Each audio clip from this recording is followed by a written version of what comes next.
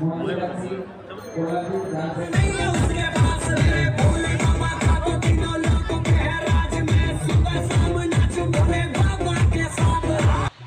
বাপ, গণেশ পূজা তো নাকি এত ভিড়, ঠেলাঠেলি, ধাক্কা ধাক্কি আর এত আনন্দ হয়। ফার্স্ট টাইম দেখলাম আমি, আর দেখছি না গণেশ পূজা প্রত্যেক বছরই বাইরে, কিন্তু এবারের মতো না। দুর্গা পূজার এই বছর পাস করবো, দুর্গা পূজা তো এত ভিড় হয় না, আমরা বিশাল গড়। সমবেত নৃত্য নাটিকা পরিবেশনায় the new era of dance.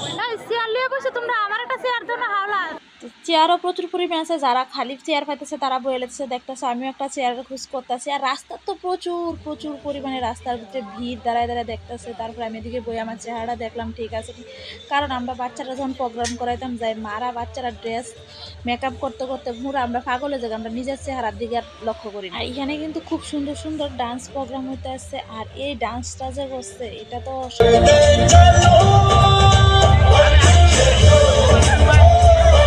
এই যে ডান্সটা দেখছেন, এই ডান্সটার ভিতরে তুলে ধরছে আমরা সমাজে মেয়েরা কিভাবে পিছিয়ে রাখার চেষ্টা করতেছে। আমরা সমাজ মেয়েরা সব কিছুতে যাইতে দেয় না, বিয়ে শাদি পড়ালেখা, কিন্তু মেয়েরা যে সব পারে, চাকরি বাকরি সব করতে পারে, মেয়েরা এই সব কিছু করতে পারে, এটা তুলে ধরছে। তারপরে আমরা এদিকে বাচ্চারা লয়ে গিয়ে ছবি টবি তুলছি, আমরা বাচ্চারা প্রোগ্রাম শেষ। আর আমরা তো প্রথম দিকে গিয়া মূর্তি দেখুন, পূজা ঘুরা দেখুন ক্ষমতা নাই, আমরা বাচ্চারা লয়ে এসে দৌড়াদৌড়ি করার লাগে। তারপরে দিয়ে আমরা ঠাকুরের দর্শন করতাম আইলাম। দর্শন করতাম আয়েসও দেখি এই সাইডেও প্রচুর মানুষ বয়ে রয়েছে চেয়ার লইয়া, আর ওই সাইডও মানে রাস্তার এক পাশে হয়েছে ঠাকুরের প্যান্ডেল, আরেক সাইডে হয়েছে যে ডান্স পারফরমেন্স করে ওই প্যান্ডেল।